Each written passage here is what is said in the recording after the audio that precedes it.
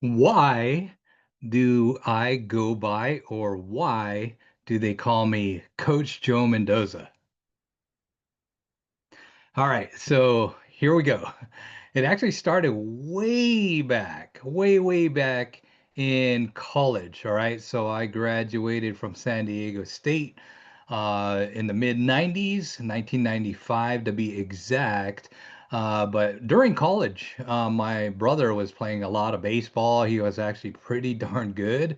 And one of the teams that he was on, they actually had a couple coaches, and unfortunately, in the little league, which I'm very grateful, if you're a terrible coach, you're not deserving to be a coach. So anyway, my brother was on this team, and the coaches that were leading the team weren't setting a good example. As a matter of fact, a few times, believe it or not, true story. They came to a couple games and couple practices just drunk.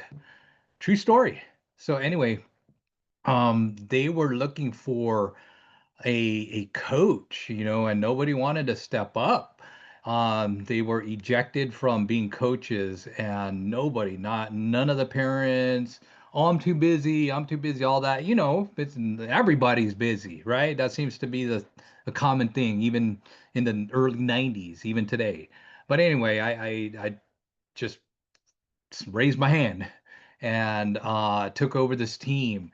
And they actually were in bad shape. I mean, they were like last place in the league, and it was one of those things there that big part of it was the leadership, of course, right? The coaches, they weren't setting a good example. The talent was there, no doubt about it. I mean, my brother was a standout for sure. He was the top pitcher, and they had a few other pitchers, and they had some pretty good batters as well. So anyway, long story short, I raised my hand and I go, "Hey, you know what? I never played Little League. I am pretty physically fit and athletic and what have you. I played other sports. In high school, I wrestled and pole vaulted and track and this and that. So I have a pretty good understanding of discipline and work routines. So I decided to, talk amongst my friends and said, "Hey, dude, I'm coaching this team. I don't really have an idea what I'm going to be doing, but I know you played baseball. You want to help out." And so anyway, I rallied up, and three of my other buddies said, "Heck yeah, Joe, we're all in, dude. Sounds like it's going to be a lot of fun too." And so anyway, my friends Mel, Ben, and Yang, they all stepped up, and lo and behold, I was just kind of managing the manager, and I kind of just told him, "Hey, take the reins with the corners, first and third, the outfielders, and let's practice some bats and blah blah blah. Tell me what you know." And I just kind of, delegated to these gentlemen at the time to help me out because they had a lot more experience than me. And so anyway, they helped me out. We all rallied together, and next thing you know, we went from last place to first place, and we took the championship of the little league. We became that good under my leadership, and I'm gonna share this. This is a true story, guys. They're all adults now, even my brother, but this was a team. This was a team back in the day. You could see manager. I don't know, you can't really see, but this was the plaque they gave me. Southwest Little League, 1995. Um, that's me. That's Ying. There's Ben and Mel, and those were all the young men that we rallied together, and we tore it up. We became the first place team and championship because of, can't take all the credit for sure, but yeah, we all rallied together and we did it. So anyway, going back to the story of Coach Joe Mendoza, it's my coaching started early in college. I assisted a little bit in high school because my brother played baseball since T-ball. But I wasn't like really taking it seriously till that moment where I knew that there was possibility. And I felt so moved by my coaches. I felt so moved by the players that I said, wow, this is incredible. So anyway, fast forward, I still had that in me forever, even today, that in real estate, I started hiring a bunch of coaches because I knew that this was a really great way to pull greatness from anybody, including myself as a realtor that knew hardly anything in the beginning, right? When I got into real estate, my mentor had coaches, and I was working part-time real estate. And then when I decided to take full throttle and go full time, I hired coaches right away.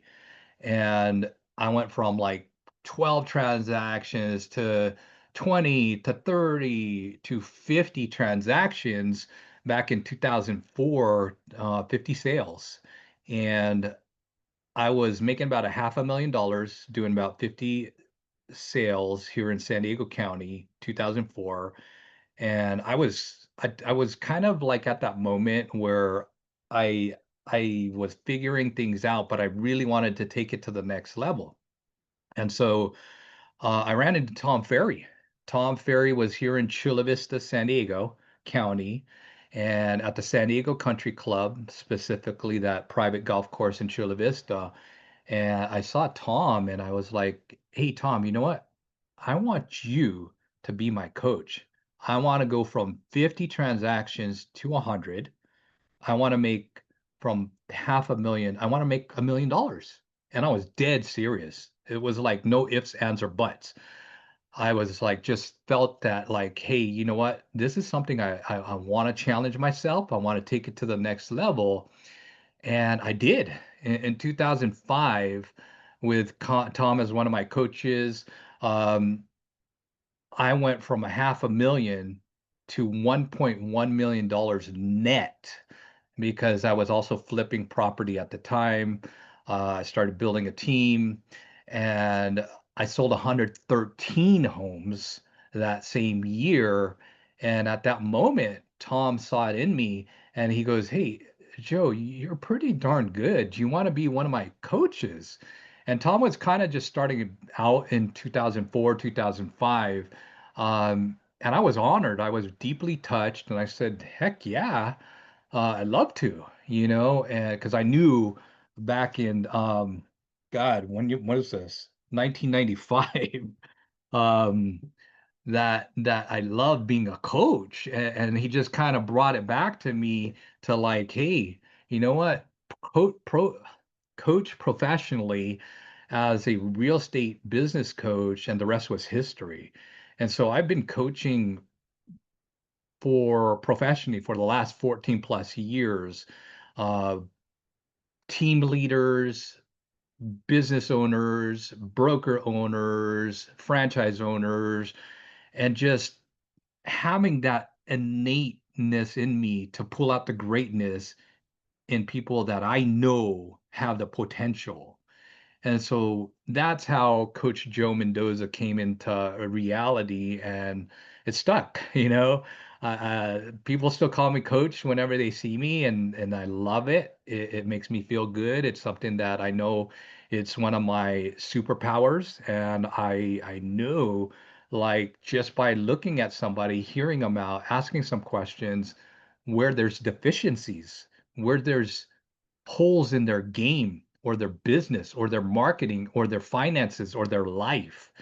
And I love it. I really, really love it. Unfortunately, there's so much time in a day, and it feeds into, if you understand cash flow quadrant with Robert Kiyosaki in the S quadrant, I'm fully aware, right? So there's only so much time in the day. It's something I love doing, but I love doing other stuff too. Of course, hanging out with my family and my two lovable dogs, and yeah, I love to get in the gym. I love jujitsu, and I love a bunch of other stuff. So I can only spread my attention to so many people at X amount of time.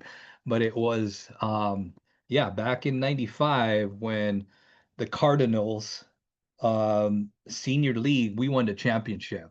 and it really, really moved me because after that, I had kids myself, got married, all of that, and then I was coaching basketball and softball and soccer. Soccer too. I mean, I had zero experience in soccer. Never played high school soccer or young or anything like that. And yeah, that was a great story too. I just latched on. I wasn't the head coach, but I was a assistant coach, and I just latched on with Coach S here in Carlsbad area, San Marcos area. We too won the championship. In Carlsbad, and it was amazing that like just to be see the potential in those players and Coach S kind of leading the helm, and I just kind of latched on and hey, what can I do? What can I make happen, etc.